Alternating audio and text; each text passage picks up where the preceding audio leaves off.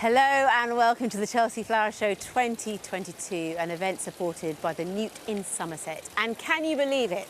We're already halfway through the week. It is going so quickly, but I have fallen in love with those sanctuary gardens. You love them, don't you? And the containers as well. Those little ones you can take home, you can move them around. They are beautiful. I love the little balconies because to have a small space and make it look beautiful and have those flowers, it takes a lot of creation and thought. And we can't forget the floristry, can we, in the Great Pavilion as well. So good. And you know what? We can guarantee that today will fly by too, as we have another jam-packed show just for you. As always, we're joined by our incredible team of designers and plant specialists. So, where are they all today? Well, we sent Carol Klein to the Great Pavilion.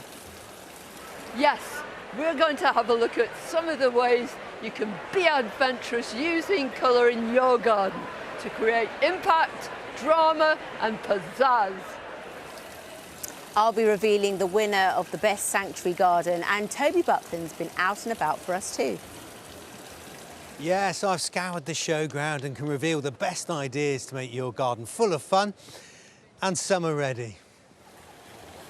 But first, Chelsea is the showcase for some truly spectacular summer blooms, and there's one that never fails to deliver. We sent Francis Tophill to revel in the beauty of the clematis.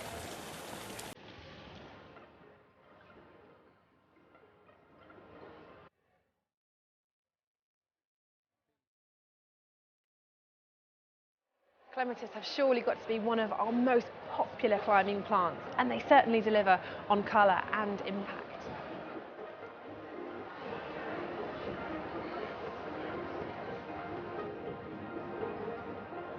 It may not look like it, but these beautiful flowers are actually a member of the buttercup family. And when you look at them close up, you can see a resemblance. That centre especially really looks like a buttercup, but of course in a completely different array of colours than just that yellow. The key thing to grow them successfully though is remembering a few simple rules. The first is that the flowers and the tops like to be in the sun where they can get warmth and light, and then you'll get your best displays. Also crucially, the roots and the base of the plant like to be in the shade and cooler and kept nice and moist. That will give you really healthy plants that will keep flowering for you, but just make sure you don't ever put them on a hot, dry bed against a south-facing wall, because it will just really bake them too much and they won't be very happy. There's a clematis for everywhere in the garden, so climbing up a shed or on a trellis or on an obelisk, and there are even some that you can grow in pots as well. And the lovely thing is you get them all through the season, so you have really early flowering ones like the Montanas, and then summer flowering ones, and even late summer flowering and autumn flowering clematis. So there's something for everybody. Here on the Raymond Everson stand, they've bought a whole range of different size clematis for every position. But the one thing they all have in common is that they're all repeat flowers.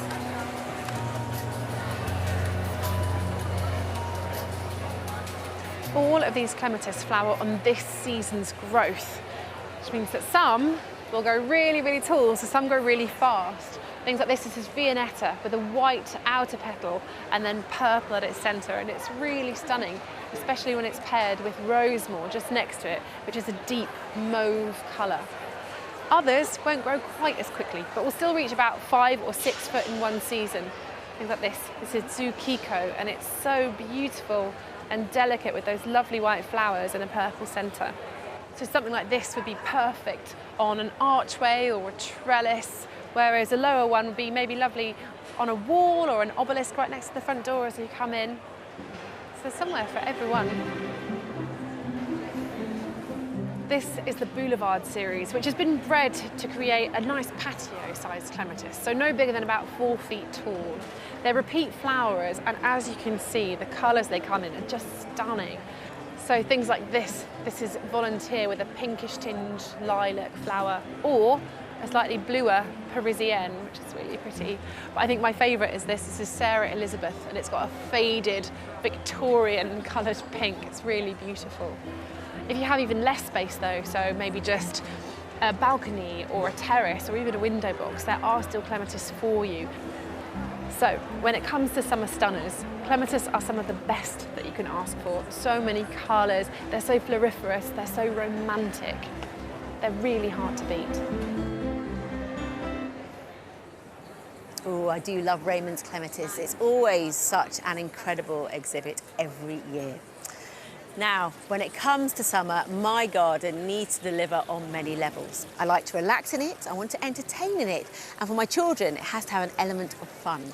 So Toby Buckland has been out and about to show us all how to inject some joy into our summer gardens.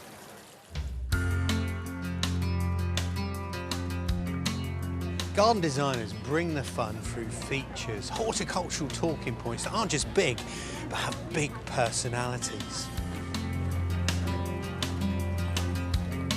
This is St Mungo's, and it's got to be the brightest garden here at Chelsea this year.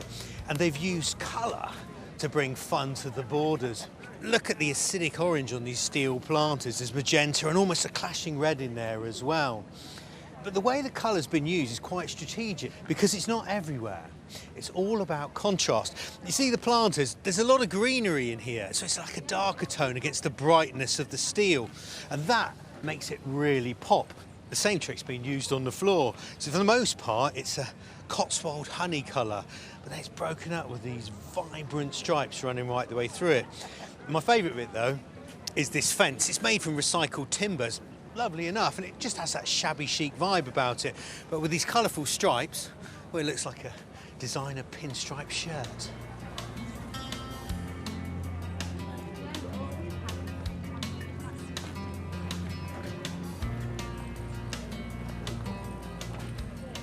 Colour's just one way to add fun to a garden. A neon sign is another. But in the perennial garden, well, it's the planting that brings the party. I mean, the borders are just joyous. They're like a cityscape of spiring foxgloves, lupins and observation towers made up of alliums. But it's the contrast with these wonderful, quirky, homegrown beach brollies. It wouldn't be such a laugh to cut them twice a year, but nonetheless, they are really stunning. But my favourite tree in this garden is over here. This is the Persian ironwood, and as the name suggests, its timber is as tough as steel. Not only that, the bark is wonderfully tactile, and best of all, as the branches age, they cross and meld together, turning the whole tree into a living climbing frame. If you like shinning up trees, well, this is the safest one to do it in. And it's beautiful too.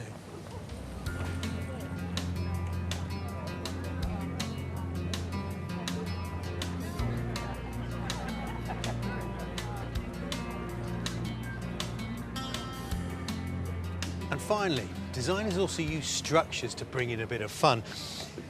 This is Connected, a garden centred by the most amazing building. Transported right back to childhood, all the mischief and fun of building dens and tree houses. It is just magical. The planting around the outside is designed to bring in wildlife, which is magic in its own right. So there's nettles for the butterflies, foxgloves for the bees, along with roses. And at the back of the building, there's a window onto a watery world. And as the bubbles rise, they bring up numbers, reflecting the mathematics that underpins nature. Even the maths lessons are enjoyable in this garden. So remember, when it comes to designing your own garden, don't forget the fun. Great ideas there, Toby. And of course, even if you don't have a garden, there's something here at Chelsea to inspire you. I'm with Charlotte and Mo from Aroyd Attic, who want to prove anyone can have a go with houseplants. Lovely to meet you both. Lovely to meet you too. And I've got to say congratulations. Silver Gilt medal. Thank and you. are you really first-timers here at Chelsea? It's our first Chelsea, yeah. First time here. You must be delighted. So how did this collaboration start? So we met on social media probably like 3 years ago, just before the lockdown, and we were just chatting about all of our plants and stuff. And then we found out that we live literally 10 minutes away from each other. So now we go out for the day and have little planty trips to garden centres and, yeah, really enjoy the plants together. It's obviously working very well because this is quite incredible. Yeah. You're both passionate about houseplants. I'm a little bit older than the two of you, just a bit, she adds. But when I was a little girl, everyone had houseplants, and then they seemed to fall out of favour. Yeah. We've recently seen, fantastically, a real resurgence in it. Is that because of social media, or do you think we are really waking up to the benefits of having plants around us? I think a bit of both. I think we are waking up to the benefits of having plants around us. I think particularly during lockdown, I think a lot of people went out and bought houseplants because I think they were locked inside their homes for most of it. Wanted something to do. And, Yeah. Yes. and I think also people realised the benefits to like air quality as well. I mean, you have to have quite a few for it to have an effect, but I mean, great excuse. Yeah. Now I have to ask you, what is an aroid? So an aroid is a family of plants. It's got well-known varieties such as cheese plants, peace lilies, but then also like rarer varieties like anthurium with the velvety leaves. So I know a cheese plant, absolutely. Yes. But if people were starting out, what would you suggest they started off with? I'd say probably a cheese plant or kind of a devil's ivy, just kind of the more common basic ones that are common for a reason. I think they're really, really cool plants. Easy to maintain. Easy to maintain. And then if you're a little bit more experienced or you want to delve a little bit deeper with your houseplants, what would you recommend? Perhaps some of the more kind of velvet anthuriums, some of the more kind of humidity-loving ones, and Some of these you've got in here? the ones we've got in here on the right wall. Yeah. And one of the ones in the cabinet as well. So we have the cabinet in there to up the humidity so that they enjoy their environment a lot more. A lot of them come from the tropics. So depending on where you live, in a flat or in a home, you can go online, I'm presuming, look on social media about upkeep and the environment. What's the best one for you? Yeah, definitely. Absolutely. Yeah. Yeah, and there's all sorts of ideas online. So even like having the cabinet, which is kind of functioning as a greenhouse. So See, I wouldn't have thought of doing that. I think that's genius, because we could all do that where we live. Absolutely, couldn't yeah. we? Definitely. Yeah. It's from And a it creates- well-known shop that Is you could it? easily get a hold of. So yeah, no, definitely something for everybody. Our own mini greenhouse in our flat or home. Yep. different to display in China, isn't it? Some might say better. Congratulations. We hope to see you back next year and enjoy the rest of the Thank you week, very won't much. you? Thank you. Some great houseplant ideas for you there. And just so you know, mine are still thriving from last year. But right now, there's plenty more to show you at the Chelsea Flower Show today. From design tips to create wild and wafty summer borders, to choosing the perfect colour combinations for your garden. But first, I'm joined here on the Sappho Sanctuary Garden by award-winning broadcaster, documentary maker and presenter Nikki Fox and her mum Stephanie. So welcome to the show. Hi, Angelica. One Show family members. Yes. So nice Great to meet you actually properly. meet you in person. Exactly. Did you ever think one day you'd be on TV? Because you've got a music degree, you love current affairs, you're a journalist, you won awards. I just kind of fell into it, and I do love it. You love it? It's a good gig, isn't it? So I'm going to bring you in now, Stephanie, because you love Chelsea and you've always loved plants and flowers. So tell us about this love and how it's grown. Yeah, how it's grown. Well, when the girls were born in the early 80s, we had a flat, 2 flights of stairs, and no garden. And all I wanted to do was get a place where the girls could sit in their back garden and be safe and enjoy the flowers and things. And after about 7 years, we managed to get our first house, and there was a little garden. And I found that I absolutely loved gardening. And when I go out there, and then at the end of the day, I come back in, I'm completely chilled, I'm completely different. So I find gardening is a release for me, and I've done it for 40 years now, and I just go out every day now. And for if mum I as can. well, my sister's disabled as well, so, you know, growing up, it was in the 80s as well when we were born. Growing up with 2 disabled kids, there wasn't a great deal of support. Mum would never moan about anything, but the garden was really a place where, you know, those days when she wasn't feeling too tip-top, she'd go out in the garden, and you know, she made her feel better. And you talk about this, you know, on your social media, because you're a bit of a star now. I do. She's Insta-famous, Angelica. She is Insta-famous. No, it's wonderful. It's wonderful. Sorry, Nikki, I'm interrupting. go on, Mum, go on. When I decided to do the back garden properly after COVID, we sat in the back garden and I thought, I'm going to have to do this garden, because I'd never had time for it. I always concentrated on the front. And I did the garden, and my other daughter, Rachel, said, why don't you put a picture on your Instagram account? Which I did. And within, like, a few weeks, gardeners started contacting and sending little messages and saying, that's great. And it's just grown from that. And there's this wonderful gardening Insta community. Yeah. They're the best people. It's joyful. Mum was quite anxious over COVID, so it really helped. Really helped, Yeah, no, really exactly. helped. And I've seen it. You know, your garden, it's got a country garden vibe. Yeah. It's like quintessentially English. It's Yes. absolutely beautiful. Yeah, But I yeah. do know that you've come along today to sort out a little bit of a conundrum you've got. I've got in the front garden, I've got 2 huge trees that were there when we came. There's a walnut tree and an oak tree, and they meet together at the top, and underneath it's completely shady. It's it's quite damp, it's not a dry area, and I need something. I've never been able to think of what I would put there that I like. Right. So I'm going to go around and see if I can see anything that I like and give me some ideas. Well, we've got the best horticulturalists here that are going to help you. Yes. We have. Yeah. We have. We're going to get this Chelsea, sorted. Mum. Yeah. Oh, yeah. We're at Chelsea. I We've got the best of the business, Mum. I know. Brilliant. It's been lovely to talk to you. Thank you. Good luck. Thank you. Thanks, Angelica. Thank you. Now, Chelsea isn't just about gardens and flowers. It's also the place to see some cutting-edge horticultural innovations. So we sent Chris Babin to try out some of the technical triumphs that will make your lives so much easier.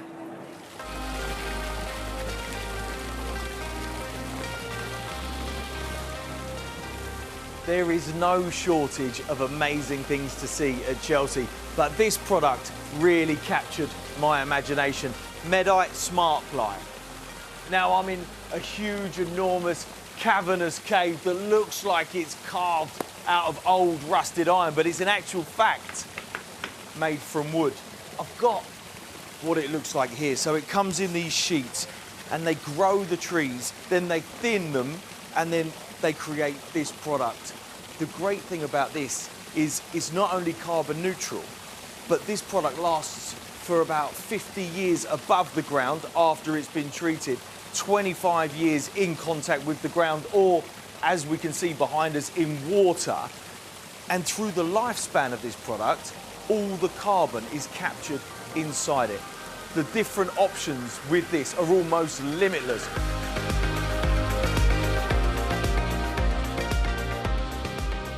Tom, robotic lawnmowers. Can you tell me a bit more about that? So they're fully automated. You can go away on holiday for a couple of weeks, come back, and the great thing is your lawn's still cut. So just completely automated. What happens to the cuttings? So the clippings mulch back into the soil.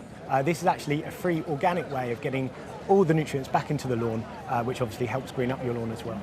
Fertilises the lawn as well? It does indeed. That's so clever, isn't it? Really quiet.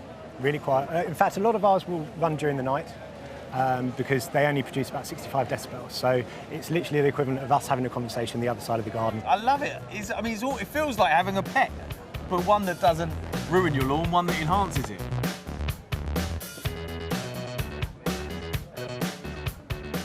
William, hello. Hello. It's nice up here, isn't it? It is. So balcony garden, love Yes. it. But you've got a bit of new tech here. We've got a bit of smart greenhouse tech. So this is a greenhouse that looks after microgreens and herbs for us. So it's got watering, it's got lighting, it's got heating, it's got ventilation. All greenhouses have got that. Well, this one you control via your phone. It's a smart app. Oh, okay. It'll email me when it's run out of water. Okay, this is different. This is Yeah. different. Right, okay. So hold on a minute. You can control it on an app on your phone. Yep, so it will tell me if it's watering. I can set the times that it waters, and then if it's extra warm during the day, it will give it a bit of a top up. Wow. And then set the lighting to go as well, so you can grow throughout the year as well. It's like a little vertical farm on your balcony. A vertical farm and controllable from your smart tech. Yeah. That is genius. Yeah, it's fun. It's weird getting an email from your greenhouse. Well, there you have it. That was just a few examples of the innovation on display here at Chelsea. But don't worry, there's plenty more where that came from. Amazing. I wish I had a self-regulating greenhouse at home. Now, all this week, Carol Klein has been looking at an artist's colour wheel to help us choose a palette of plants for our gardens. But today, she wants to throw out the rule book, that's so Carol, isn't it, and try something completely different.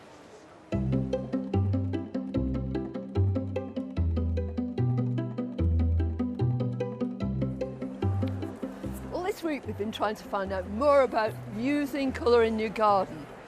We've used our visual aid as a colour wheel, this beautiful umbrella. And we've found out first of all about using complementary colours, the colours that are opposite in the colour wheel. red and green, blue and orange, purple and yellow. And then yesterday we were talking all about harmonies, how to use colours that were close together. But today we want to break all the rules. One of my gardening heroes, and somebody who did break all the rules constantly, was Christopher Lloyd. And one of his sayings was that a good clash is worth 1,000 close harmonies. And surely that's it. If you want to be adventurous, if you want to bring drama into your plantings, then use colours. Look at these glorious gladioli. Now, you might not plant all these together, side by side in the garden, but don't they look wonderful when they're all en masse? There are harmonies here within this, and then there are clashes too, but the whole effect is just dramatic and brilliant.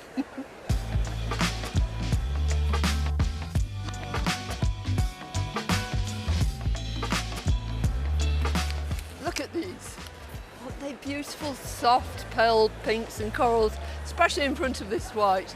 They're almost so soft, they're soporific. They send you to sleep. But what happens if you take a red gladioli, if you add to it a magenta one, if you, on top of that, bring in crimson, and to complete the picture, yet another bright, flaming red? How about that? Isn't that just going to wake the garden up?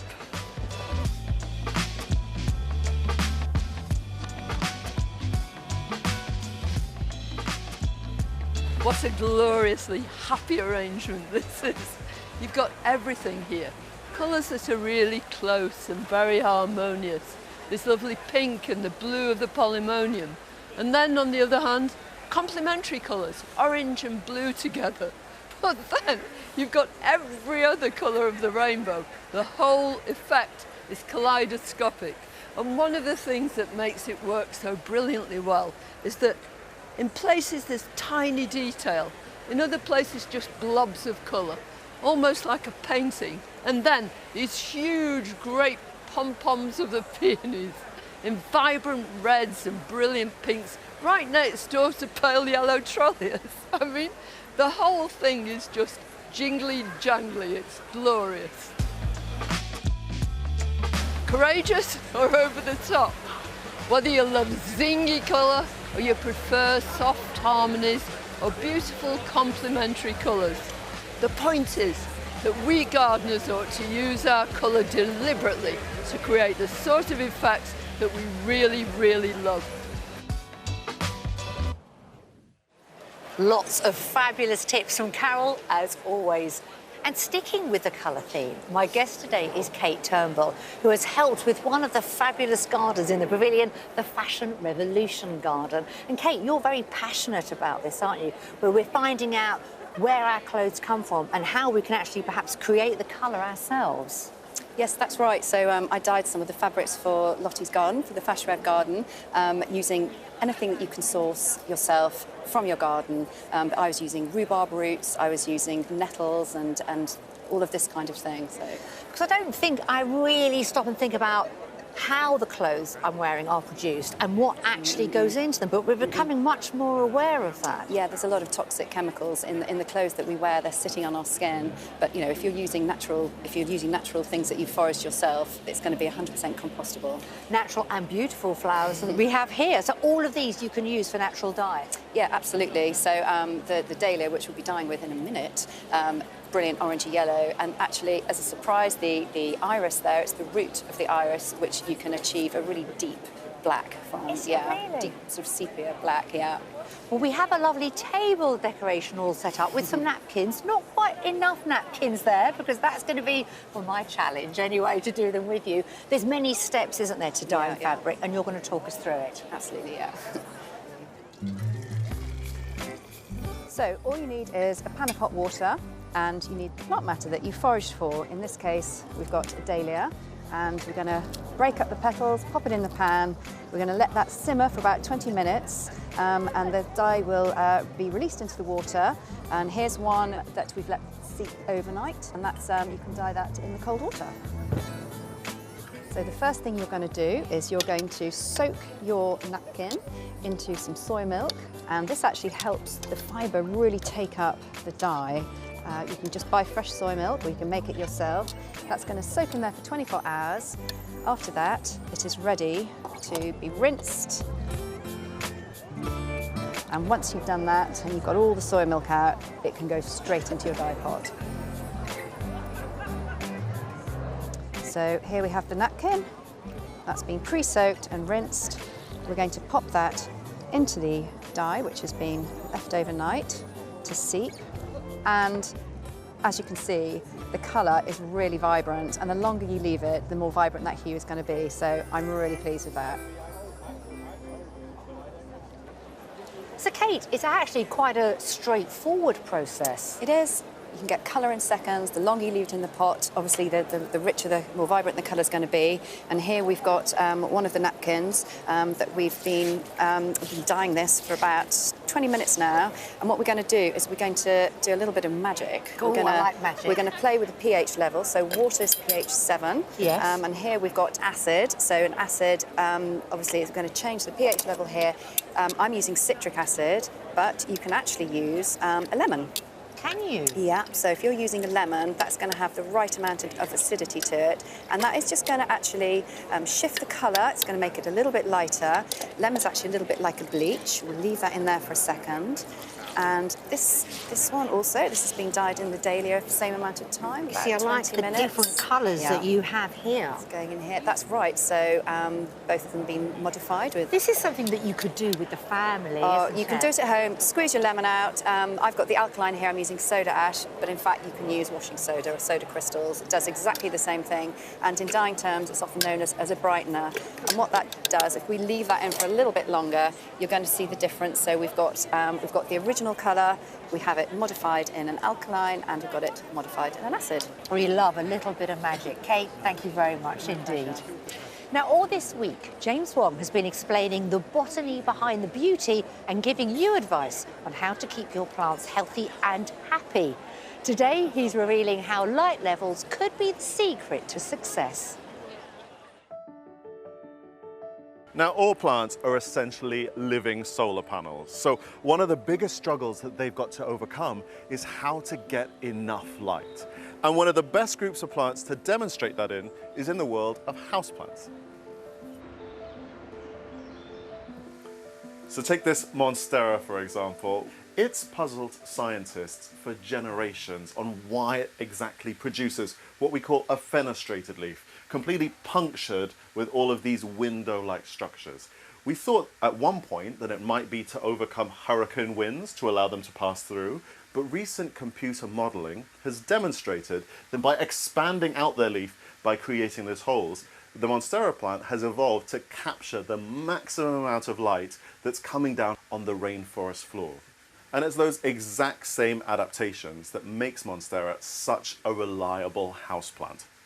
What I really love about this display is everything here is achievable and functional. So the light here will benefit the plants because plants don't just need sunlight to grow. They'll grow in any light the human eye can see. So for example, even if you live in a basement flat with 0 windows, a simple desk lamp with a daylight bulb could be enough to grow a single plant. And this hydroponic cool way of growing them actually works really well for pretty much everything in the aroid family. Now, another group of plants that have adapted to the darkest depths of forest floors are the begonias, but they've used a completely different evolutionary strategy, and it involves quantum physics. You can actually see it in function here. Right at the center of this begonia, you can see this beautiful velvety sheen, and when you delicately move it, it actually changes its color depending on the light. And it's actually created using quite similar adaptations. There are tiny structures called iridoplasts on the inside of a plant's cells that essentially act like lenses. And what this does is it slows down the speed of light through a leaf, allowing the plant to get the maximum amount of energy. And it's this sort of magic trick ability that's made begonias one of the most sought after houseplants right now. Single individual plants can be sold for tens of thousands of pounds on online auction sites. There is, however, a really affordable trick to getting your hands on even the rarest varieties. And that's essentially just by making mates with someone who has a good collection, because they are so easy to propagate. All you need to do is nip off a leaf, probably about here, chuck it in a glass of water in a humid environment, and within a few weeks it will start to grow roots and you'll have a plant of your own. And what I think is one of the most amazing things about begonias is it's quite difficult to find really colourful plants that will survive in low light environments, and begonias are exactly that. Fascinating stuff. And James will be joining us in the Chelsea Clinic at the end of the show to answer all of your questions. Now, earlier on, I met up with Nikki Fox and her mum, Stephanie, and they wanted to solve a few of their own gardening dilemmas. So let's see how they got on. Oh, this looks nice, Mum. Well, if I could get flowers like that in the shade area, I'd love it. Maybe it's somebody we can ask. Let's find someone. You ask, Nick. You're better than me. Leave it to me, Mum. Leave it to me. Go on then, see if we can find somebody. Right. Hello. Hi, morning. My mum's got a problem. Go on, Mum. Lots of problems. I've got a massive walnut tree and a massive oak tree, and they meet together, and underneath it's just total shade. It's damp, but total shade. And I've got no colour whatsoever, and I'm looking at these and thinking, surely these wouldn't grow, would they? Everything that you can see on this part of our stand are woodland plants, so absolutely ideal for damp and dappled shade situation. So we've got these little hardy orchids, these calanthes. Orchids? All right, so these will flower in the spring. They'll make their leaf during the summer. They will all then die back during the winter time. But what they do is they clump grow. So from the bottom, they will make small plants around, and in time, what you will get is this lovely carpet effect that we've recreated here. Beautiful. Then what maybe we could think about would be these peonies. And again, a lovely range of colours. We've got dark pinks, we've got light pinks, we can do whites. Wonderful. Not quite so hardy. No. They grow in a slightly different way. Yeah. Mum forms a major bulb, and then the little babies form around the outside. Yeah. They will all start to flower, but if you want to, you can then separate out those individual bulbs and spread them around a little bit more. And then maybe if you want something really quite exotic, these arisamas are something that people won't have seen. I've not They seen do that. prefer it to be a little more damp perhaps than the others. These are absolutely wonderful the way these sit up in the spring. And again, these make their spring growth, die back then down in the autumn, and they clump grow a little bit more slowly. You need to be a bit more patient, but in time they will come and you'll get a nice little display just like this. Fantastic. I've never seen these before, ever. I wouldn't be able to get those in a garden centre. No, you probably need to go to a specialist nursery, but there are some all around the country. Oh, great. Thank you so much. Thank you. Like Brilliant. Thanks, Mike. Well, with so many experts on site, it's great we can help get some of those gardening dilemmas sorted. Well, now I'm here on the stunning Out of the Shadows Sanctuary Garden, and I'm joined by designer Kate Gould. It's lovely to meet you. And you. This is a wonderful space, and it's all about health and well-being, isn't it? Yeah, the idea is my sort of interpretation of coming out of the pandemic, where, you know, if we're ever locked down again, we might find that we want to swim at home or do yoga at home and all the things that we go to the gym for or go to the office for. So yeah, it's kind of a safe space. And combining that with obviously this evergreen, you know, wonderment here. So let's talk about some of the planting, because there's some robust trees and some wonderful white flowers. There are. So the trees are pretty bold. They are fairly large, and there's lots of evergreens as well. We live with a lot of glass in our houses and buildings now, so having that evergreen background is really, really important, especially in the winter months, because it's the thing that uplifts you. Yeah. You know, we take greenery into our houses at Christmas for that reason. So yeah, you've got to have it in your garden too. And let's point out some of these flowers and why you chose them. So lilies, and lovely and bright and white. I mean, we're dark at the back of the garden, you're in the pandemic, and then it gets sort of slightly lighter as you come out, and then bright and sort of much drier at the front, so drier planting palette. But yeah, things that smell nice too, because I like that in a garden. And I did notice the Angelica. I have to say you are perfectly placed for the Angelica. I was very pleased with that. Just reverse back into it. Let's talk about the pebbles. I noticed that there's some names at the front. Lots of names at the front. Yeah. So we build from a big team. You can't build a show garden with 3 people. Well, you could, but it would take a very long time. So there's loads of names down there with everybody who was on site building, whether they were just making tea or delivering or sweeping or digging holes. And some of them are bigger, some of them are smaller, and size doesn't matter. It's just about personality and who got the biggest pen and paper. And it's lovely that you remember those who's helped you, you know, get this far, which is incredible. Totally. But big news, best sanctuary garden. It's amazing. Yeah, I should be much more buoyant, but I'm very tired. Very tired. And also maybe, you know, time to think about it, all that work you put into it, and to get that accolade is amazing. Oh no, it's absolutely wonderful. It's kind of the icing on the top of the cake, and it's absolutely fabulous. And it stops me looking around and going, oh, I could have done that better, or that would have been better, or I must take that leaf off that. But that's just my kind of inherent gardener in me, that I'm constantly want to deadhead things. But no, we are literally, as a team, we are all stoked by it. No, and you're going to get some of them to do the pull-ups or maybe jump in the spa? Yeah, definitely. They've already been in the spa. They were in the spa on Sunday. But yeah, they can do pull-ups or the 2-minute hanging challenge or whatever that is. Yeah.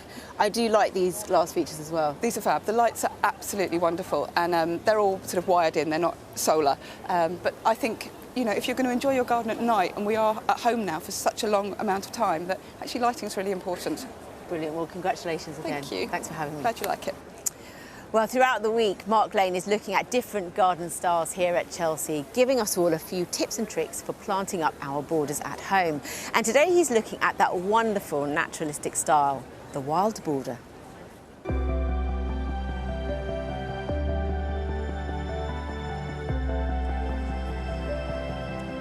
The naturalistic movement was spearheaded by Pete Aldorf in the 1990s, and that naturalistic style of planting is really a lovely way of creating a beautiful border in your own garden.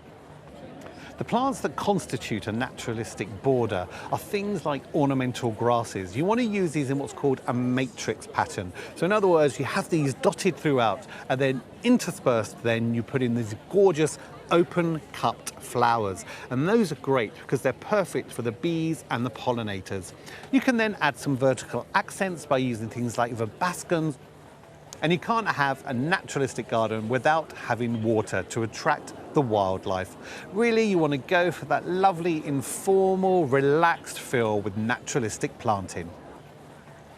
The knack really is to keep it quite simple. So what you want to do, you want to select maybe 7, maybe 9 different types of plants, use those in one area of the garden, then you can repeat them in another area, because you want to give that lovely relaxed feel as if they've self-sown themselves all around your garden space.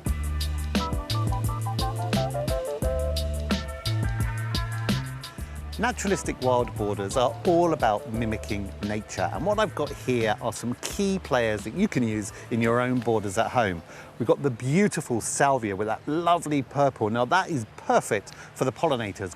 Then we've got the wonderful fragaria, the wild strawberry, because why not? You might as well enjoy the fruits of your labour. Ornamental grasses are really big in naturalistic borders, and here we've got the gorgeous Britza media. It's just going to catch the breeze and give you that lovely movement that you want from the border. Then we've got the wonderful alliums, Allium sphaerocephalum, which will just sort of float in the air amongst those grasses. And then right at the back, just to give us that little extra bit of height, we've got the gorgeous Thalictrum, which will pick out also the purple of that salvia. So what I'm going to do, I'm going to just position some more in, just to give you the feel and give you the idea of how to create this border. So I just put that there for a minute. You can already see that we've got this lovely movement going on.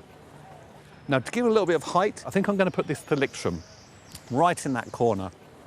Now we've already got some salvias in there, but what I want to do, I want to make it look like the plants have self-seeded themselves. So I've got a clump here, so I'm going to put another one right back here. And that's what naturalistic wild gardens are all about. It's allowing nature to not really take over, but you are there sort of mimicking what goes on within nature. And of course the bees and the pollinators and the butterflies are going to flock to this garden. So there we have it, a naturalistic wild border that you can create at home. Why not give it a try?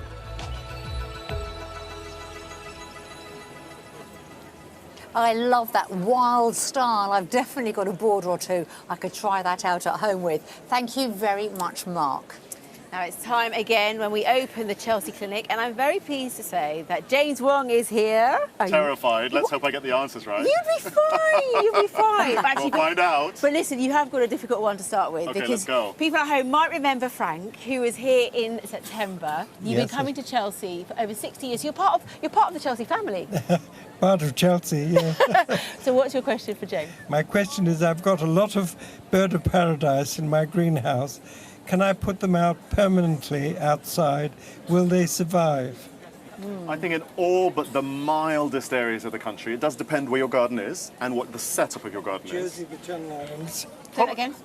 Jersey, the Channel Islands. You could probably get away with them in a sheltered- really sunny spot Well, yeah. against a south-facing wall That's with a patio, because all of those things will absorb heat during the day and kick them out during the night, which will take the edge off the frost. So Yeah. Strelitzia would probably grow there because they can grow in central London. There's a beautiful example in Holland Park just down the road, which is growing wonderfully with a similar climate. So there, maybe the far southwest of the UK, but everywhere else they'd be a little bit tricky. Yeah, good.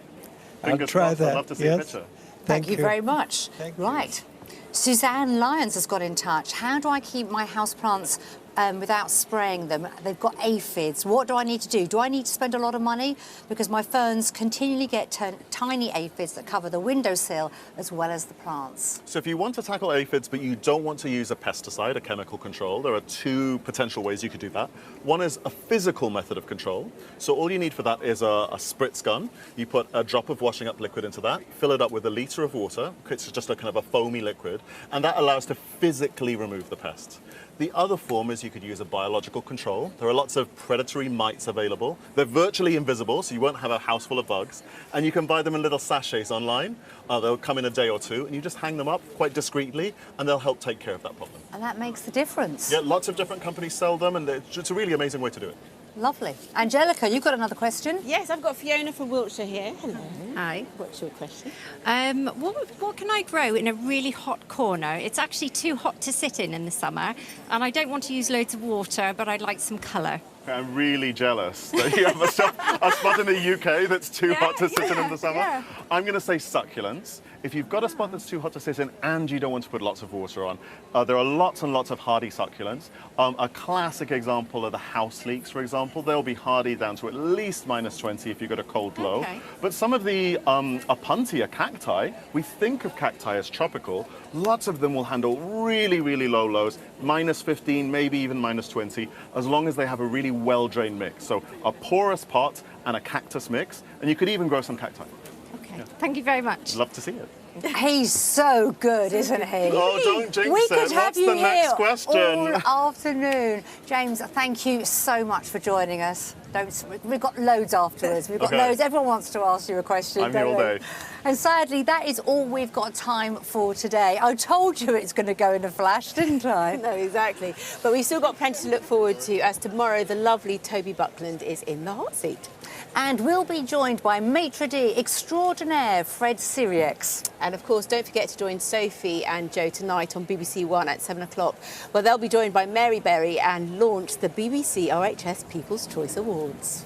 And Monty and Joe are on BBC Two at 8 p.m. with an extravaganza of bees, roses, new plants, and even grow your own. We'll see you tomorrow. Goodbye. Bye.